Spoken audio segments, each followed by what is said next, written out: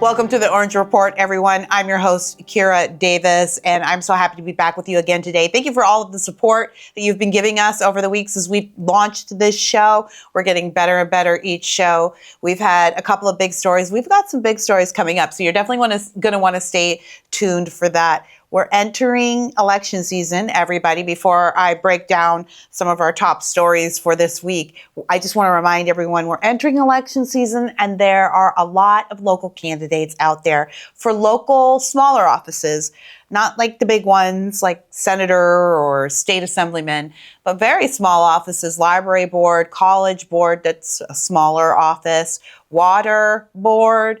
There's all kinds of local offices. Democrats love to make up offices so that they have more positions to elect to. This is a fact. And we've let them do that because we don't really mount challenges. We don't like meetings. We don't like, we don't like big government. They do. But that is unfortunately why we have to stand vigilant and make sure that when these positions come up, we're actually filling them. So these are lots of local candidates or more obscure offices that many people haven't heard of. If you've heard of them, consider hosting a little fundraiser or meet and greet in your home for that person. It doesn't have to be huge. It doesn't have to be a big fancy event. You don't even have to have a big home. Believe me, I have run for office before, and I know how hard it is just to get people to provide a space for you to talk to them. The candidates are so happy to come to your home, sit in your living room for 4 or 5 people or 40 or 50 people, whatever you like, serve them cheese and crackers and let them talk. Believe me, they will appreciate it. So I would love to ask everyone out there just to consider that this election cycle as we get going. It's boots on the ground, all hands on deck. Pick your metaphor. All right. Well, congratulations to San Clemente's Sam Darnold, quarterback for the Seattle Seahawks, on their Super Bowl victory. I know a lot of y'all watched the Super Bowl, and I had a lot to say about the halftime. You can go to my other podcast, Just Kira Davis, to find out what I had to say about that. I didn't really like it. I'll say that. I didn't really like it, but I don't want it to be negative because this segment is about Sam Darnold, hometown boy, San Clemente's very own. This is what my husband told me to say. So you got to make sure you say San Clemente's very own Sam Darnold. And I have to admit, Sam, I'm so sorry. I didn't even know what position you played. I watched your whole game. I don't keep up with the footballs very much, but I do sit down with my husband like a good wife on Super Bowl Sunday and watch, and I knew you were playing, and so I didn't know you were the quarterback that I was watching the whole time.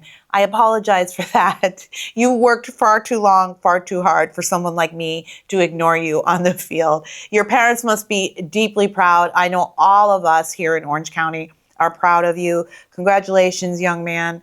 And I'm sorry about the big tax burden you're going to have to pay here in California. I don't know if you guys have heard this, but Sam and anybody else who played in California on that day is going to have to pay what is called a duty tax. That's right. Let me read to you. This is from Yahoo. Let me read to you.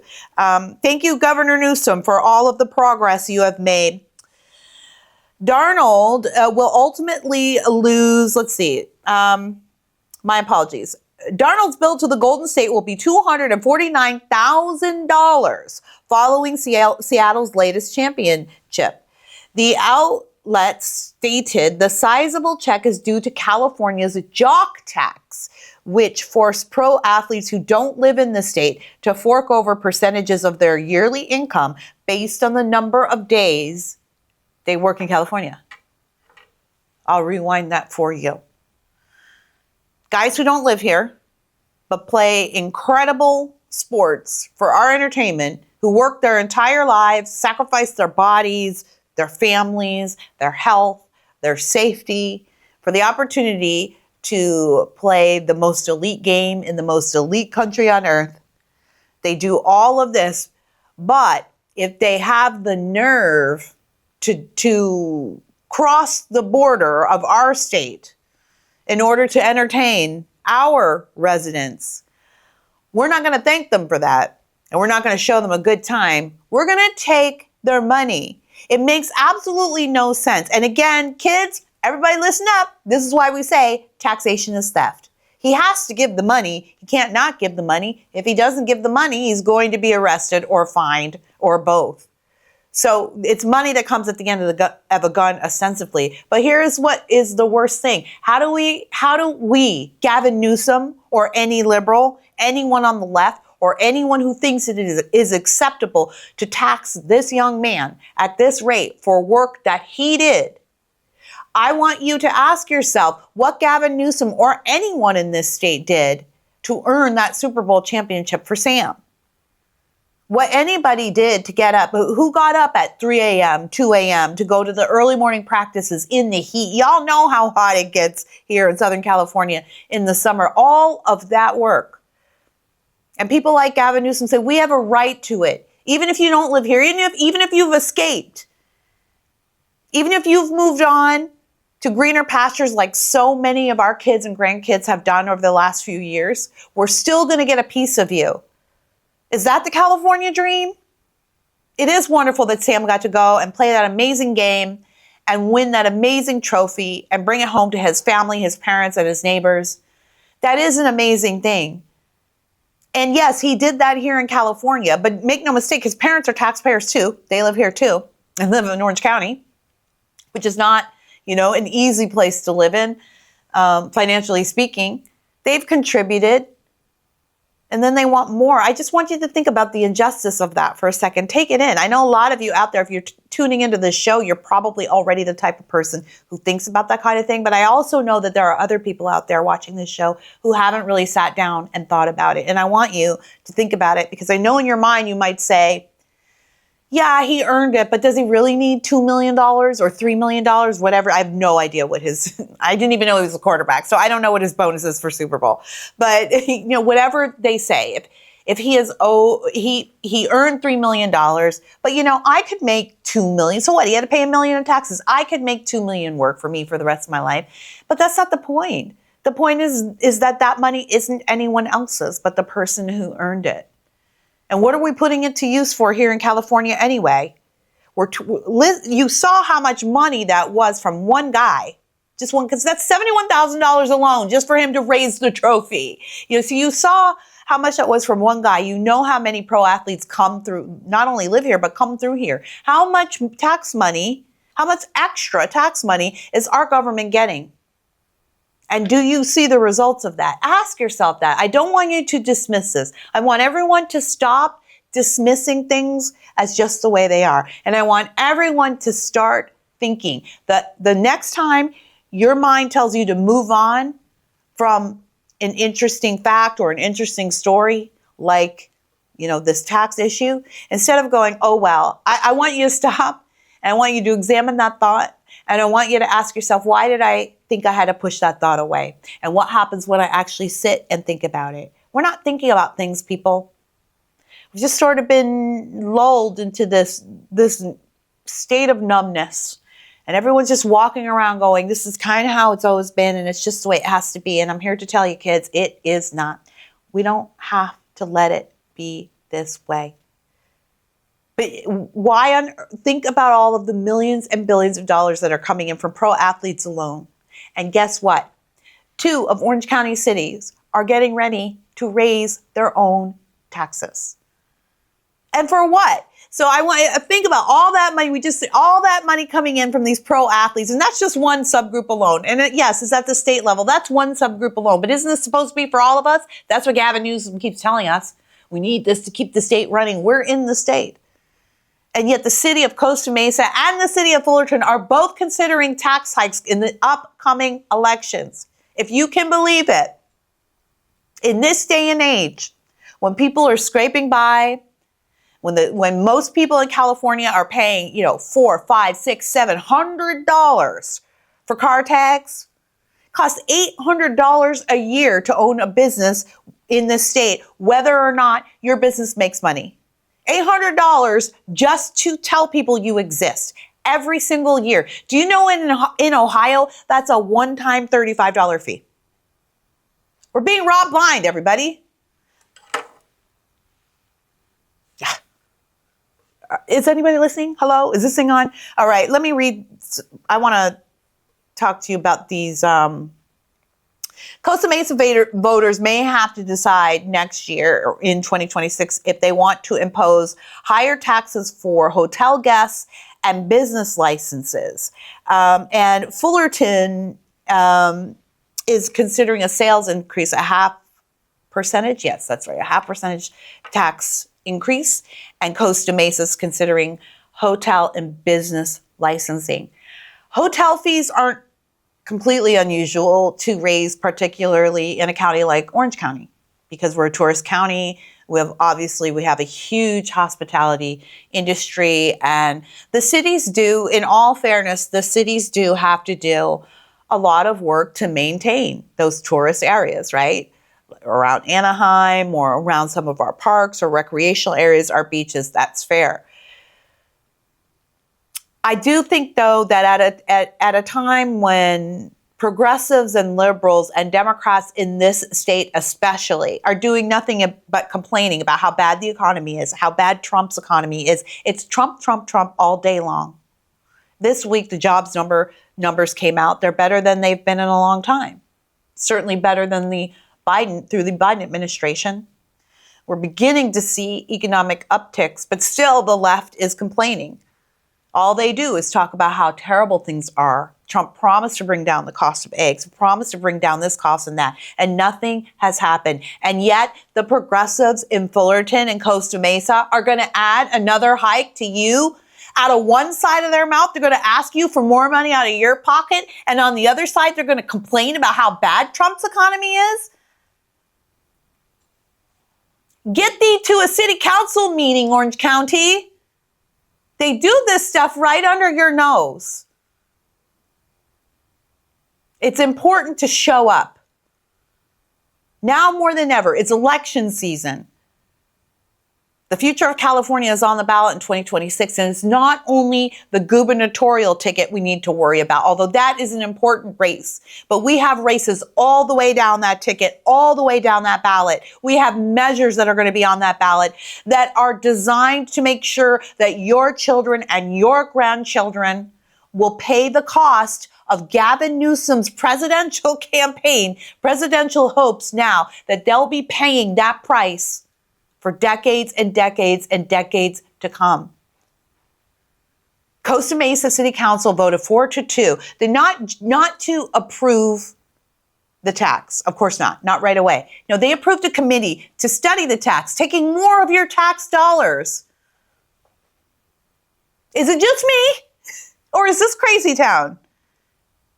I repeat, get thee to a city council meeting. I will post on the show. I do it all the time. I post city council meetings from around Orange County. I post school board meetings. AI is magical. You can go out, ask AI, ChatGPT, whatever, when your local council meeting is, or just do a regular search or call somebody that you know and ask. There's absolutely zero excuse for you to know what's going on where you live.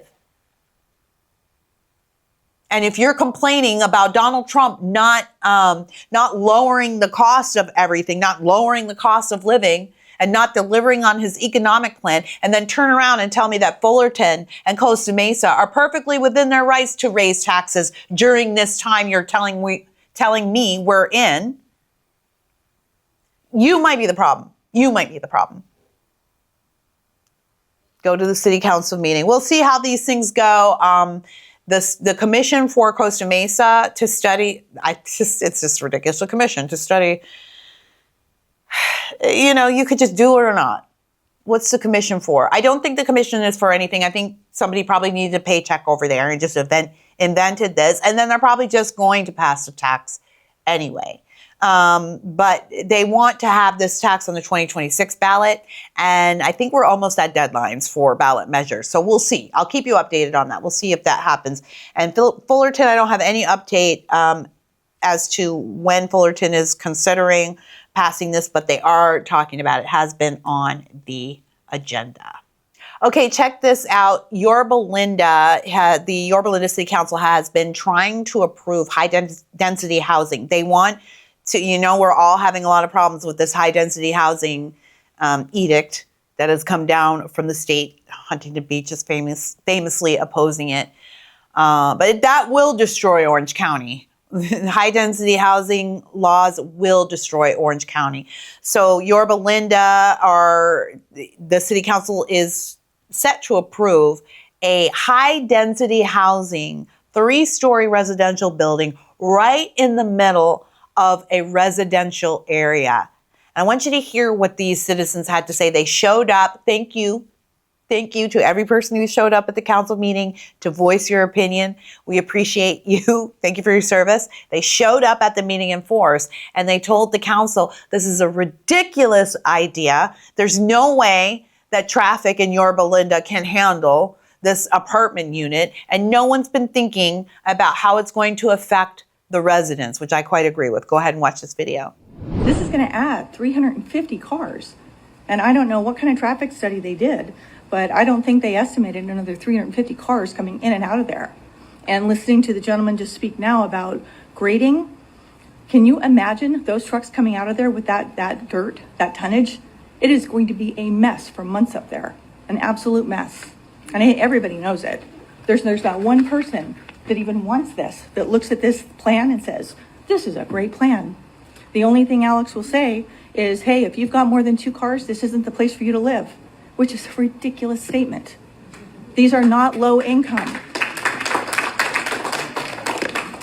Even the lowest income, these are going to be $700,000 condos. Everybody will have a car. Everybody. One of the things that I'm very proud of is that Yorba Linda is the land of gracious living. Please don't make it the land of urban sprawl. Thank you. Thank you, Mr. Goodman. Did you catch the first woman in that video? She said that one of the council members told her that the excuse for the high density housing was, well, if you have more than 2 cars, then this residential area isn't for you. That's their answer to the concerns of the resident. It's very rare for a family, and most families live together in Southern California these days. It's very rare for a family to have 1 car or 2 cars. Most families, if you're living in a family unit, multiple, person unit, you might have more than 2 cars, but an additional 2 cars is enough. An additional 2 cars per unit in that area is more than enough.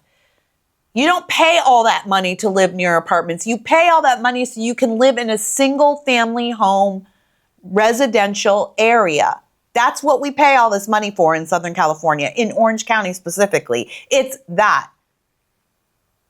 The fact that Sacramento has passed this law, the fact that Sacramento is forcing high density housing into our residential areas, that's not about anybody else but Orange County. Do you understand? This is why I'm taking the gubernatorial race so seriously. And I know a lot of people out there have some criticisms for me about, who I'm backing and whom I'm asking to step out. But I'm not doing it because I have any personal stake in the game. I don't think people understand what we're up against here. We have to win the governor's mansion because these people aren't coming for California in general. They've already won most of California. They're coming for you. They're coming for Orange County. Every law they make up there is aimed at us. We're the last people standing. Okay, so we need to take this very seriously. So we may disagree on which candidate can get us there, but do not ever mistake what my motivations are for supporting somebody. I know that this game is a lot bigger than this one election cycle. Everything Sacramento is doing is aimed at us here in Orange County. Everything. You know it and I know it. And so it's Orange County that's going to have to mount the defense. And it's Orange County that's going to have to win. Get to the city council meetings and start to get serious about winning in 2026. That means it's got to be too big to rig. That's really what's got to happen. So we've got a lot of work to do, is what I'm saying. All right. And finally, before we move on to our featured guest today, there was an ICE walkout. I don't know if you had ICE walkouts where you guys were this past week, but the high school students were told to walk out of school, and they had the support of the teachers' unions. By the way, the teachers' unions were encouraging the kids to strike, walk out, protest, whatever they were calling it. I live in Ladera Ranch, and I saw the Tesoro kids on the corner that day. But, Tesoro kids are smart kids. I mean, there's a lot of dummies there. Don't get me wrong. I've seen plenty of dummies. I sent 2 kids through that school, and they met many dumb people there. Dummies are everywhere. But generally speaking, Tesoro kids have a reputation for being pretty smart. And so I really didn't think they were going to stand out there on the corner that long because, some people have attendance records to keep up. And I was right. I think they pretty much took advantage of the excuse to go to Taco Bell, and then they were right back in school pretty much right after that. But that being said, California is last in education, everything. Everything. We're last in reading. We're last in math. We're last in the sciences. We're last in English. We're last in English speakers. We're last in every metric of public education that any public educator, a teacher or an administrator, would support kids walking out of class on an instruction day. A day, speaking of taxes, a day that their parents have already paid for with their taxes. The teachers are getting paid to walk out with the students. Parents don't get paid to leave their job, right? They have to stay in their job because they got to pay the taxes on all the things they own. And even their own income, they got to pay taxes on it so that those teachers can walk out with your kids. Is anybody angry yet? This is insidious. It's almost like they want our kids to be dumb. All right, I want to play you this video, Orange High School. This is from, let me look up the account here. I want to get it right. There's no place like Orange. I love this account on Instagram. There's no place like Orange. And I'm going to play this video. This is the Orange High School walkout. It's right down there by the fountain. And I went to read the comments. So as this video is playing, I'm going to read some of the comments. And the kids were down there by the fountain. The person who took the video is saying, look, they've been playing in the fountain. We've had to call the police. It's not too bad. They're not violent or rowdy, but they are swimming and jumping in the fountain, causing some other chaos. They're not in class. And I don't know, take a look around, but these kids really do need to be in class. Here's what somebody said. Here's one comment. You're making it sound so much different than it was. We were there the whole time. There's not a bunch of kids swimming in the fountain. There was nothing chaotic. The only stopping traffic we saw were when students were crossing the streets. They were peaceful, appropriate, and exercising their First Amendment rights. And there was no vandalism. Okay, that's fair enough. Your inner Karen is showing by continuing to highlight this fountain situation. So I guess some people are upset that the kids are jumping in the fountains while they're out there protesting. And somebody thinks that the public fountain, the public taxes pay for, should be left alone by students who are supposed to be in school and not swimming or dancing around or doing whatever in a public fountain. But she's the Karen. Okay. Samantha says, I'm proud of our youth. I was there today and saw the kids and they were all being safe, using the sidewalk and exercising their right of free speech. These kids are supposed to be in school, Samantha. They're supposed to be in school. We're raising idiots in California. Did you not hear any of the metrics I just gave you? We're last in everything. We're last in everything. Our kids can't read. Our kids can't do math. And most of our kids, many of our kids are illiterate and don't speak English. And you're proud of these kids for walking out? What did they accomplish? Did ICE leave California? I feel better knowing that the kids care about their community. I understand that it may be uncomfortable seeing that many young people in the circle. But the louder they are, the more they care. That's rude too. That's code for you're a racist. I don't even know who took this video, but I know what I'm reading, and that's code for you're a racist. Because she doesn't want kids in the public space that her taxes pay for. She doesn't want a bunch of kids in the middle of the day when they're supposed to be at school doing anything in large numbers around that fountain, let alone protesting. It may be uncomfortable. No, you know what's uncomfortable? Graduating kids who can't read. Shout out to those young folks making their voices heard. Who heard them and what did they say? Did they change anything? Why don't you take them to a city council meeting? Why don't you do that? Why don't you take them to a school board meeting? Liberals, why don't you show them how government works? Show them the machinations of government. Show them what it means to go and sit at a city council meeting for 4 hours to wait your turn to speak for 1 minute. Show them that part of the process. This is a free day off school, and you fell for it, suckers. Sad and embarrassing. Well, agreed. At least there was one person who had common sense on here. My goodness. The gentrified. Oh, they're calling orange gentrified now. I'll leave it there because I could go on and on. Congratulations, I guess, to the kids these kids, what do they know? They know that they get a day out of school. And if they hold some signs, maybe they get more time. That's all they know.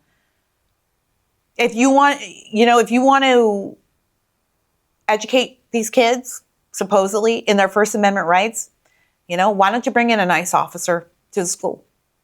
Why don't you bring an ICE officer or a representative to the classroom, to an assembly? This is an officer of the law, a constitutionally appointed and empowered officer of the law. So why don't you invite them in to talk? And then have the kids ask questions. Why don't you do that? Why is it that the liberals, every solution to a problem that they see is to quit, lie, destroy, or cheat? They never want to educate you on how to get involved in the process and do it the right way. We don't have a sponsor this week, but I want to quickly tell you about an incredible project I've been working on with the Child and Parental Rights Campaign, which is a nonprofit public interest law firm founded to protect children's health, defend parental rights, and secure women's privacy, safety, and equal opportunities against the harms of transgender ideology. We call it Enough. The battleground is our schools, and the best place to send our message is right outside their doors. In the drop-off lines and pickup lines, that's where we declare we've had enough. The Enough campaign is a nationwide movement to protect our families, reclaim our parental authority, and change the rules.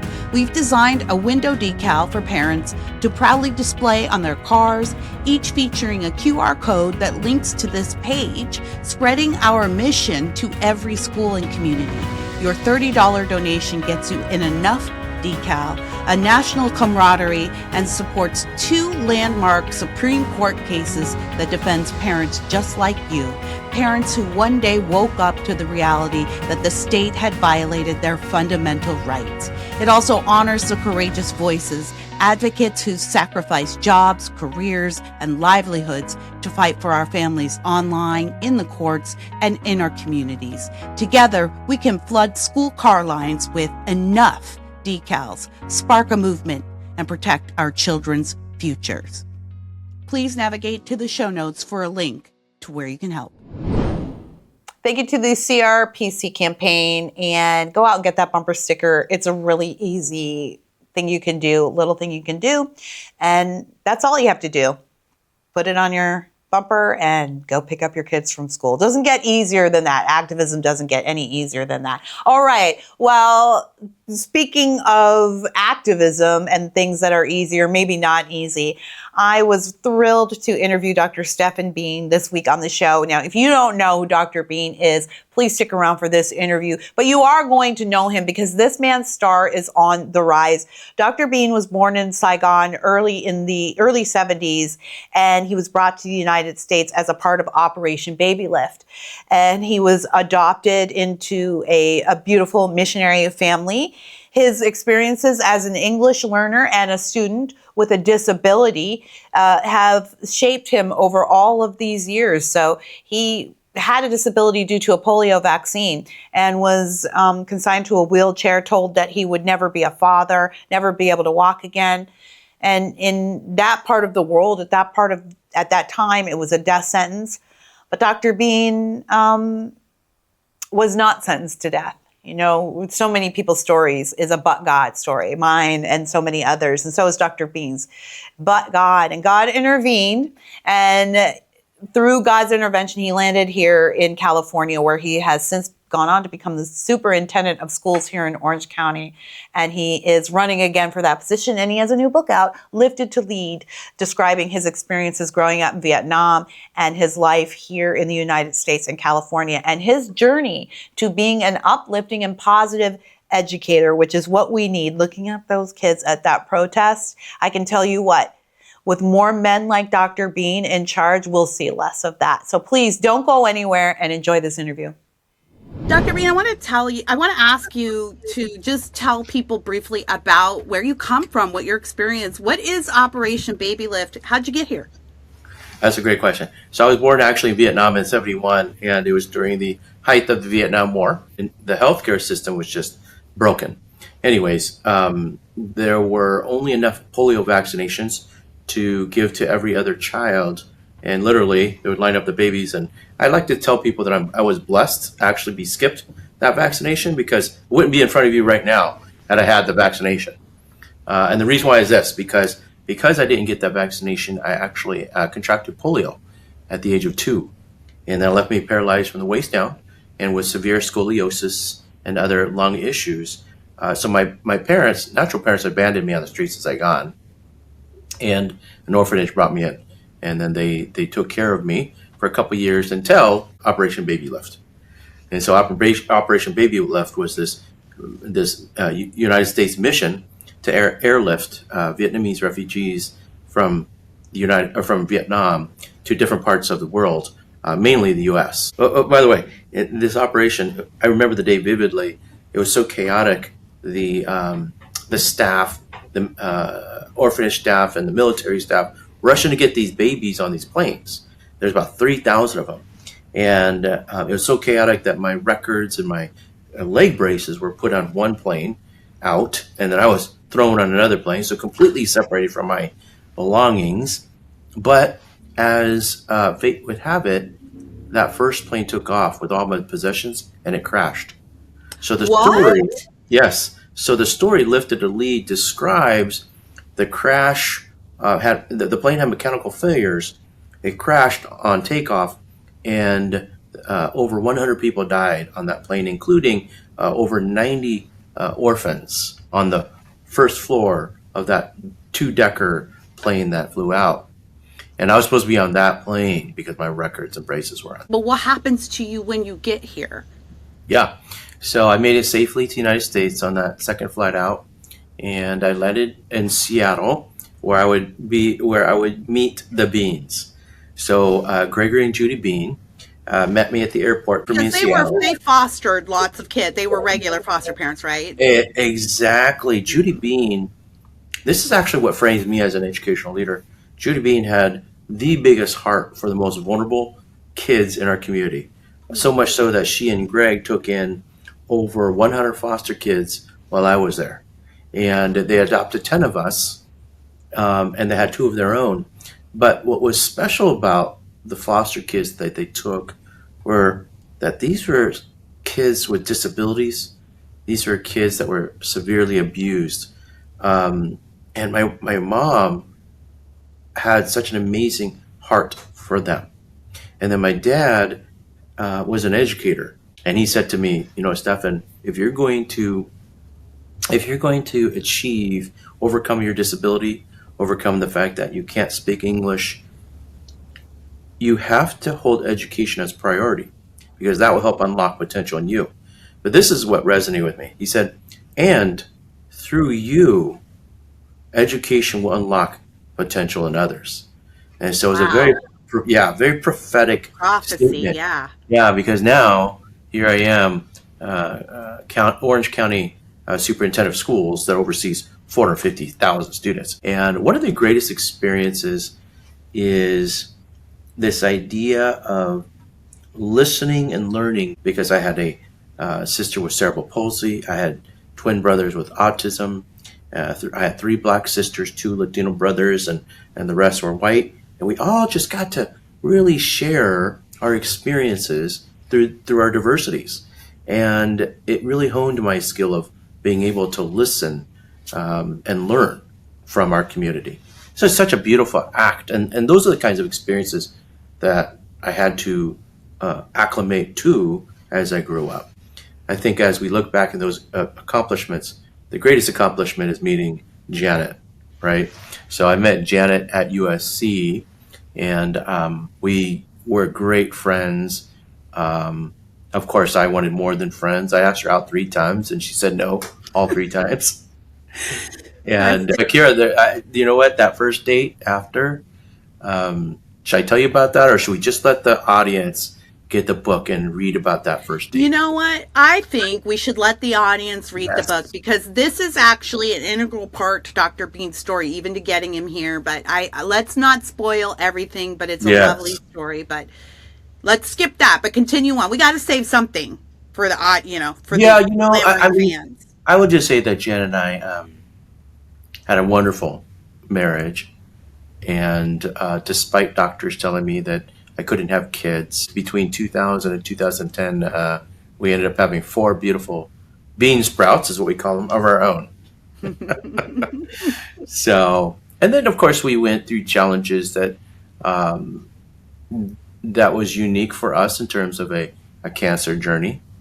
And without revealing the journey or what happened at the end, I will say that really, Janet's love through that was incredible, because she saw through my scars, my physical scars of my 5 surgeries that I had, and emotional scars. And then I had the opportunity then to love her through the battles that would cause those scars for her through this cancer journey. Talk a little bit about what it means to come through, your journey, how that affects how you view your students, the people who work for you. How does it affect your approach to education and students, especially in Orange County? So, in Lifted a Lead, it's really just about a book that describes the people that come around us to lift us through those challenges that we face. From being airlifted from Vietnam to here, from the beans lifting me as who I am, from that one teacher that inspired potential in me, to Janet lifting me in a marriage, and then a community that came all around us, surrounded us during her greatest time of need, right? And she made me promise that I would take care of the kids. And I looked at her puzzled look, and I said, of course I would take care of our kids. And then as I reflect back, though, she meant take care of the kids that I would influence in my job. So that really drives all of those things, all those people who lifted me, including Janet, especially Janet, drives the way that I pursue education. Look, people make politics out of education. And if we can just focus on really what matters for our kids, that is protecting them, that is educating them with academics so that they're prepared to become productive citizens in this great country, then I know I've succeeded, right? Tell me, before we go, Dr. Bean, what it is that you hope you leave people with this book. I love that question.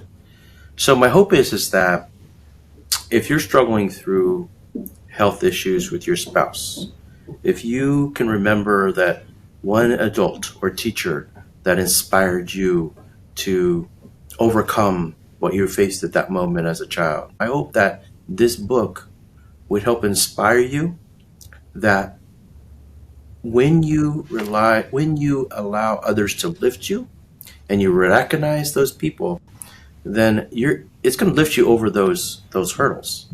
And then you're going to have, in return, lift individuals. So I'll end it with this, is that, I describe a story in high school where my classrooms are on the 2nd floor and there was no elevator. So I'd roll up to the bottom of the stairs, and every morning 4 friends were waiting there to lift me up those stairs. And they didn't do it out of pity. They did it because they said they wanted me to get to where they were going, right? So if we want to get to where others is going or help students to get to where they're going, we need to come alongside and help lift them up over those hurdles. And I want the reader to know that you have people waiting to come alongside you and lift you up over your challenges as well. And that's what this book does. Thank you, Dr. Bean, for coming by the show. And I'm actually going to have Dr. Bean back on the show. I want to talk to him more about his work in the education space, because I actually have a lot of questions for him. But I wanted to talk about his book and his amazing story. It's a story I would encourage people to share everywhere, especially in this day and age. I've talked to Dr. Bean many times over the last couple of years, and one of the things that always impresses me about him is his message to kids these days is the exact opposite of what we get from the left. The left will tell our kids, or even people like me, even my own kids, being a black family in public school, there are all kinds of people who wanted to tell my kids growing up, it's going to be too hard for you. The world's stacked against you. Everyone wants to see your downfall. Racism, racism, racism. And you know what? That's a drumbeat. It's a chant. It's a mantra. And if you say it enough, you start to believe it. And we've raised a whole generation of kids who really do believe they're the victims of they don't know what. They just know they're victims. And it really holds them back. And they have all kinds of anxiety disorders and all kinds of this, that, and the other. And here's Dr. Bean, who with this not only disability, although he makes it look very much like an ability, not only this disability, but then to have to face the loss of his wife and to raise 4 daughters on his own and yet still go on to become one of the top educators in Orange County, which is a small country in some parts of the world.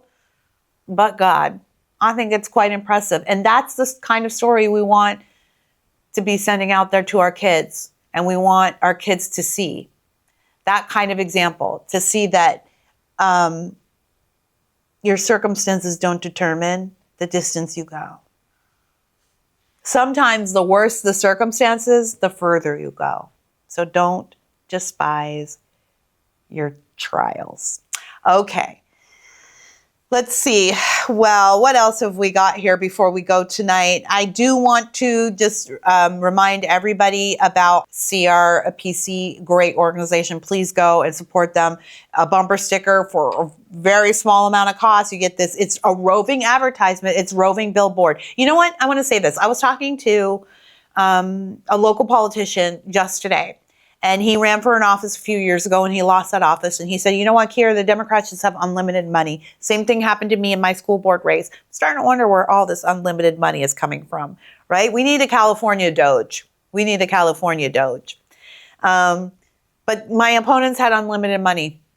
And they just, by the end of the race, they were sending 3 flyers a day, 3 social media ads a day. That is expensive.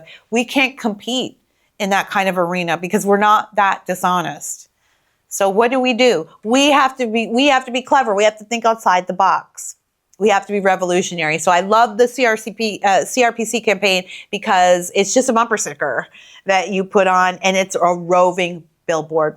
Free advertisement, one-time payment, and then you get free advertisement for one of the most important causes in the United States right now, which is supporting our girls and women and saving girls' sports. So it doesn't get better than that. Okay, as we battle in California for the civil rights of young women, another civil rights hero has emerged. That's right, everyone. Don Lemon. You may remember the esteemed Don Lemon from the invasion of the Minnesota church earlier last month. And since he was arrested and then released from custody, Don Lemon has been dining out on that arrest like nobody's business. I mean, this guy is tripping the light fantastic. Do you hear what I'm saying? He's living his best life out there. He got an invitation to the Grammys. He's been invited to podcasts. He got an award the other night from the Human Rights Campaign. And if you don't know the Human Rights Campaign, you should know the Human Rights Campaign. That's the organization that's responsible for writing all of the sex ed curriculum in our schools here in California. They are a horrible, horrible, perverted organization. And in fact, their president was convicted of child rape. some years ago. And as far as I know, he's still in prison. And maybe it's not an accident also that the initials of the Human Rights Campaign are HRC. Anyway, Don Lemon's having a real good time with his church invasion and subsequent arrest. But we here at the Orange Report were wondering, what would it be like if Don Lemon were actually a real journalist? How would that situation in Minnesota have gone? What would he have sounded like if he were an actual journalist, like he said he is, or he were an actual Christian, like he says he is? What words would have come out of his mouth? Well, you know what? Thanks to the magic of AI and voiceover technology, we here at the Orange Report didn't have to just imagine. We were able to actually go ahead and make it real. So everybody, for your enjoyment and awe, really, here is Don Lemon if he were a real journalist. What do you think of this?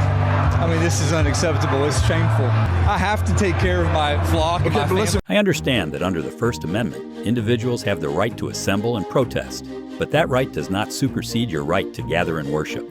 Your anger is justifiable, as these protesters are inhibiting your First Amendment rights. We're here to worship. We're here to worship Jesus because that's the hope of these cities. That's the hope of the world is Jesus Christ. I appreciate having a fair and respectful conversation and hope to de-escalate the situation. We're here to worship Jesus. Yes. That's why we're here. Yeah. Okay. That's why we're here. Okay. That's what we're about. I understand. In these divisive times, we should all preach love, understanding, and most importantly, forgiveness, just as Jesus would. We're about spreading the love of Jesus. I'm sure this is quite rattling to you and your church family. Have you been able to talk with the organizers of this protest? No one is willing to talk. Okay. I have to take care of my church and my family, so I asked that you actually would also leave this building. I understand and apologize for the interruption to your service. You're here to worship. I'm always worship. I'm a Christian. We're here to worship. Yeah. We're here to worship. Okay. As a Christian myself, I would love to join hands with you all and praise God as one family. How else can we help the good people of your church?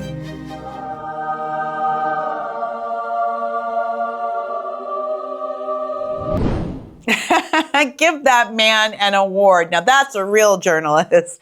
I don't think we're in any danger of hearing from that Don Lemon anytime soon. All right, well, I want to thank you for tuning in this week. We are working on some big stories coming up here on the Orange Report, but if you have some tips for us or stories, please send them to the address or the socials that you see right up here on the screen. As always, links to the things that we cover are in the show notes, of course, but I would love your tips.